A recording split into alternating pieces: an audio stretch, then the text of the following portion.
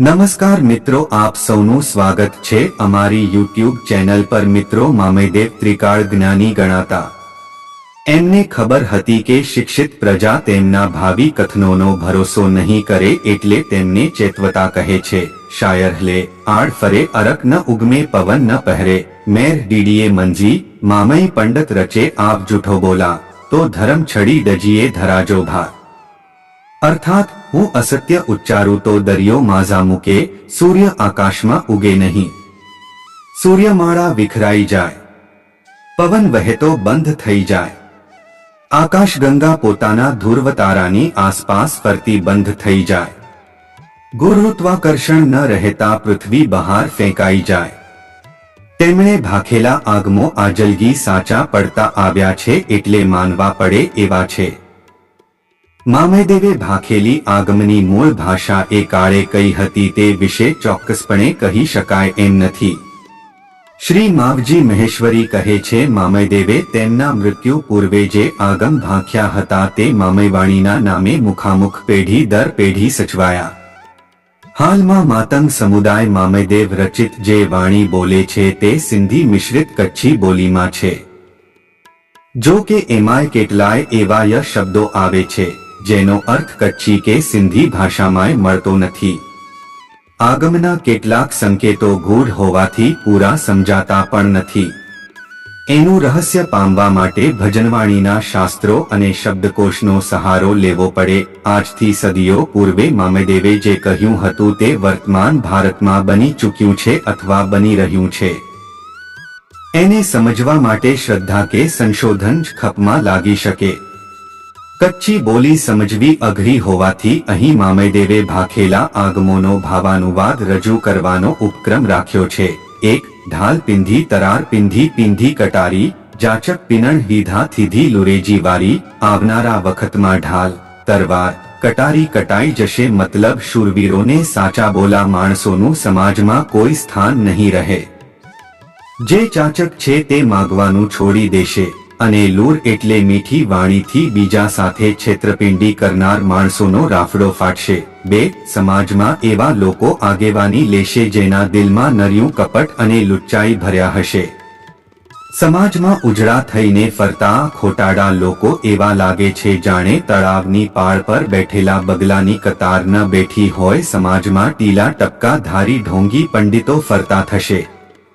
ત્રણ માણસની દાનત ફરી જશે। ખોટા સોગન ખાઈને લોકોને છેતરવામાં આવશે। જ્ઞાનનો લોપ થશે, નફટાઈ હદ બહારની આવશે। શેઠ વાણોતર બનશે અને ચાકર માલિક બનીને બેસશે। ચાર ઘરોઘર કંકાસ અને કજિયા વધશે। ભાઈ ભાઈ અને સગા સંબંધીઓ વચ્ચે વેરઝેર વધશે। ભાઈ બહેન બાપ દીકરા વચ્ચે અબોલા થશે। માણસોની મતિ મૂંઝાઈ જશે, ન્યાય નહીં મળે। સત્ય વચન અને નીતિમત્તાના ધોરણ નેવે મુકાઈ જશે। પાંચ છોકરાઓ મા બાપની સામા થશે। બાળકો વડીલોની કોઈ આમન્યા નહીં રાખે, બાપ દીકરાથી ડરશે। સ્ત્રી પુરુષ વચ્ચે મર્યાદા નહીં રહે। પિતા પુત્રી ઉપર નજર બગાડશે એવો કળિયુગ આવશે। ભાઈ ભોજાઈના સંબંધોમાં પવિત્રતા ચાલી જશે।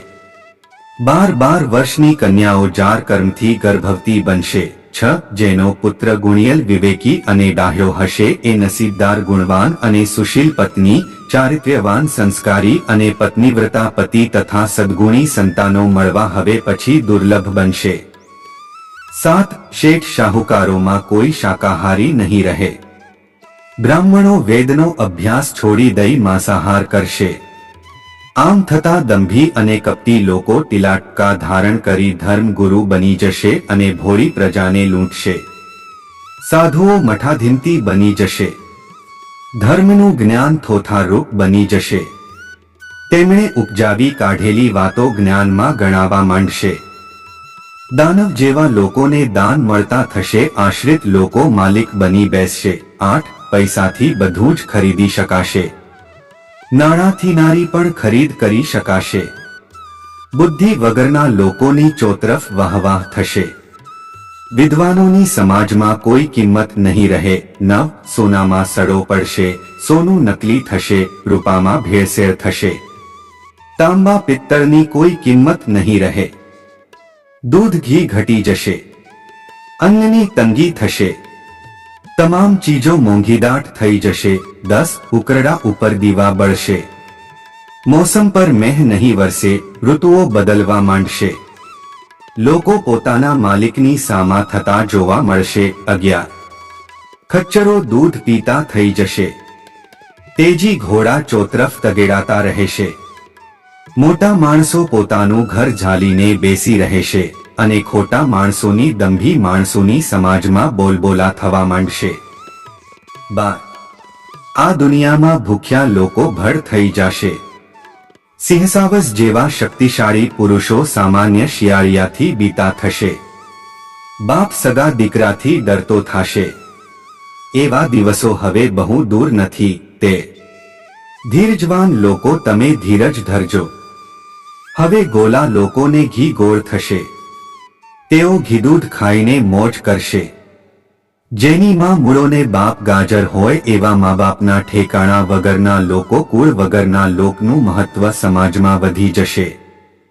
14 અનાજ વાડીઓમાં જ પાકશે, દૂધનો દુકાળ પડશે, મહેલો મોંઘા થઈ જશે, રાજવી જાડેજાઓ માટે ખૂબ કપરા દિવસો આવશે. 15 શાહુકારો શાહુકારપણું છોડી દેશે, શ્રીમંતો અને ધનવાનો સત્યનો પંથ છોડી દેશે, બ્રાહ્મણો વિદ્યા છોડી દેશે, રાજવીઓને વેઠ નોકરી કરવાનો વારો આવશે. 16 રાજકુંવરો લાકડા વેચશે, રાજા ઘાસ વેચશે, નાણાં સાટે ન્યાય વહેંચાશે અને રાજા મહારાજાઓના મહેલો અને કિલ્લા હવા ખાતા થઈ જશે, અર્થાત બિનોપયોગી બની જશે.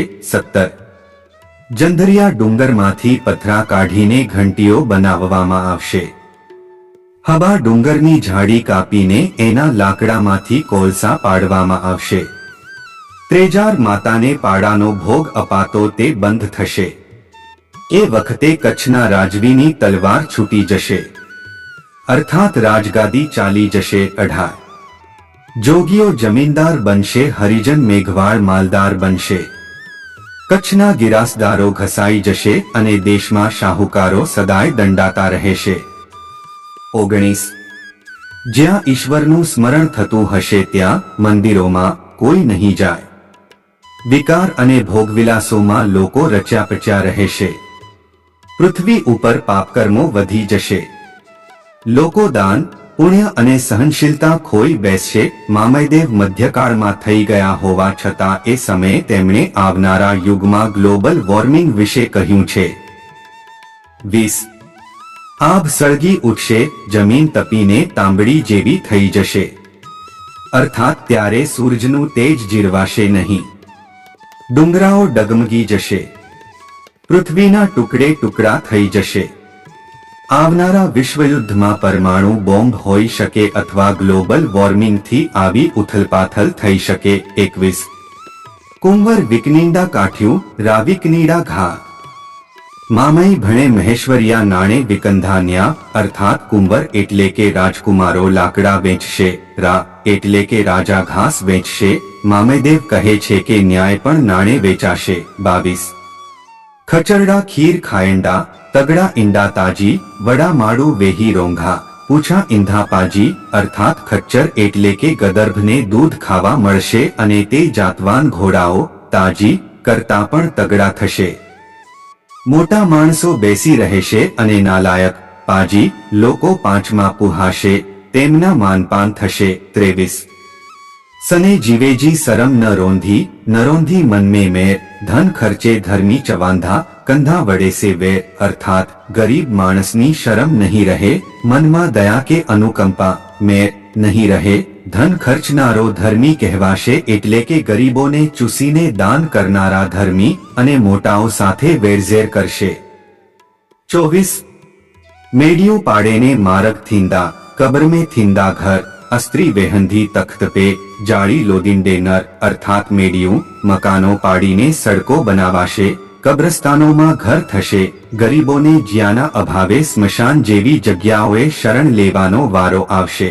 સ્ત્રીઓ રાજકાજ કરશે, તખ્ત પર બિરાજમાન થશે, અને ભાયડાઓ તેને પંખા નાખશે, હવા નાખશે, અર્થાત તેની ગુલામી કરશે. 25 શાહ ડીંધા શાહપણું, સચ્ચ હિંધા શેઠ, ભામણ ભણ હિંધા, જાડેજા કંધા બેઠ, અર્થાત શાહ સજ્જન લોકો સજ્જનતા છોડી દેશે, શેઠ વેપારી લોકો સાય સત્ય છોડી દેશે, બ્રાહ્મણ જ્ઞાની લોકો ભણવાનું અભ્યાસ છોડી દેશે અને જાડેજા રાજવી લોકો વેઠ કરતા થશે. તો મિત્રો હજી તો વિડિયો બહુ લાંબુ થઈ જાય તેવો છે, તેથી આટલે વિડિયો અંત લાવીએ છીએ. હવે બીજો ભાગ લઈને આવીશું, ત્યાં સુધી ચેનલને સબસ્ક્રાઇબ કરી અને વિડિયોને લાઈક કરી દો. જય માતાજી.